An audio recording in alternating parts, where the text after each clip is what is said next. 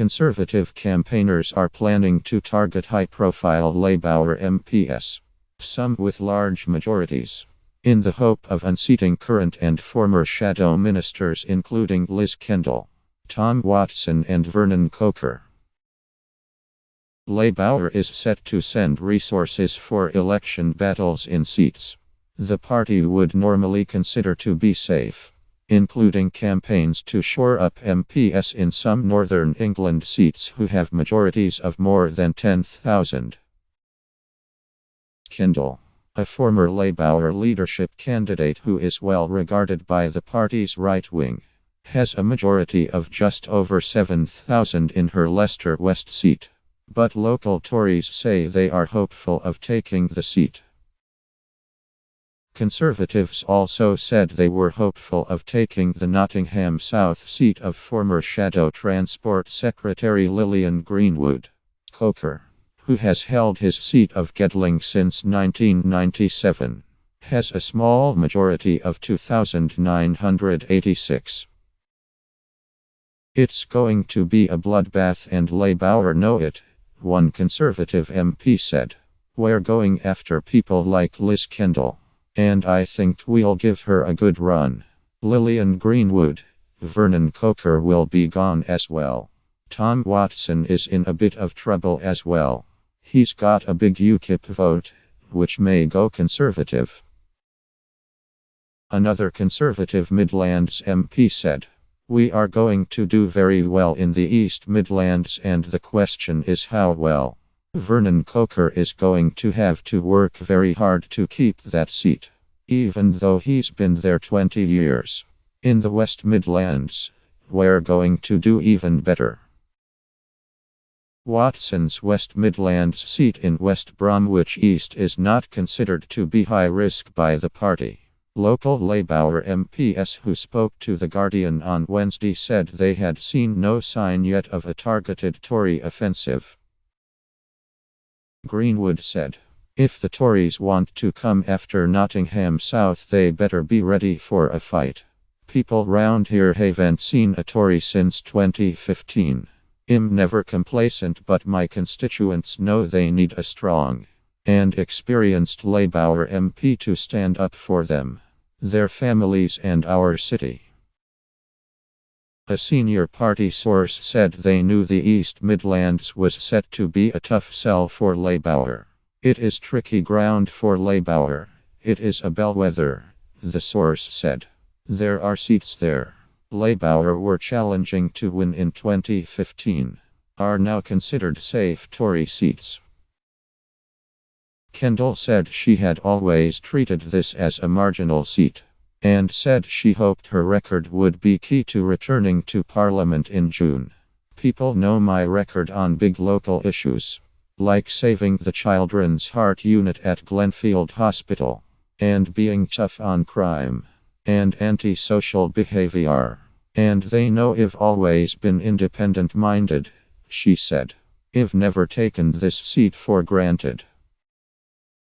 Allies in the constituency said the Tories had a limited presence thus far, and that locals would be unlikely to take kindly to busloads of Conservative activists. Richard Angel, director of the centrist Labour pressure group Progress, said, "The Tories have bitten off more than they can chew if they think that can take out Liz Kendall. The only good news will be to watch the Tories throw good money after bad in the totally wrong seat." After Wednesday's Prime Minister's questions, Jeremy Corbyn's spokesman struck an upbeat note about Labour's prospects. He said the Conservatives' poll lead will narrow once the campaign gets underway, and the public get to hear Labour's message in our own voice. "We are confident that we can win this election, and we're fighting for every seat. And we're confident that once Labour's message is clearly heard, and there is a chance for the public to hear policies that many of them won't have heard before, but which are extremely popular, and we know to be so, that will have cut through, and Labour support will increase," he said.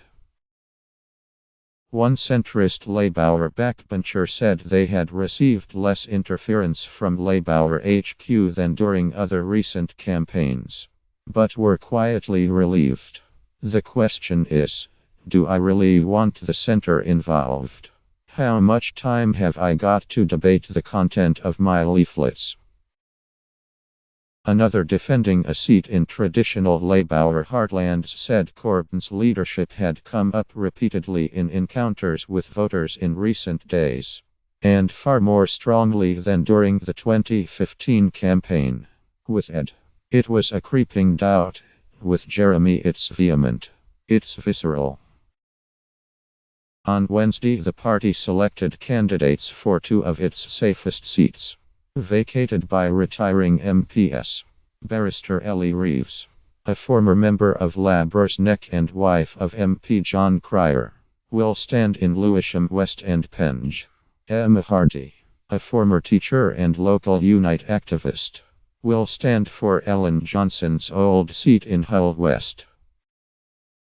Hardy beat stiff competition from TSA officer and former Corbyn spokesman Sam Terry, and Corbyn speechwriter David Prescott, son of former Labour Deputy Prime Minister John Prescott.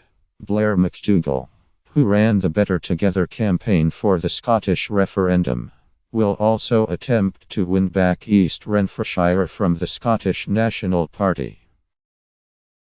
While the Tories are trying to take out senior Labour figures, yet another alliance of progressive politicians launched a campaign aiming to unseat pro-Brexit Conservatives. Another Europe is possible, backed by Labour MP Clive Lewis and Green MP Caroline Lucas, said it would be intervening in the election campaign under the banner of Use Your Vote to Stop Tory Brexit. The group is not explicitly advocating tactical voting but will aim to win swing voters away from the Conservatives. Lewis, Labour MP, Norwich South - who won his seat off Liberal Democrat Simon Wright but whose nearest challenger in 2015 was the Conservatives, said, "The Tories' plan for Brexit is a plan for a race to the bottom which we will all lose. With weakened human rights, rampant deregulation, and a diminished Britain, we have to wake up before it's too late, and vote to stop Tory Brexit." Labour has ruled out any progressive alliances, and the Green are also standing candidates in marginal Labour seats. However, last week former Prime Minister Tony Blair said voters should consider backing any candidate if they promise to have an open mind about the terms of the final Brexit deal. Several other organisations are running targeted seat campaigns, including Pro-EU Open Britain and the centre-left think tank Compass.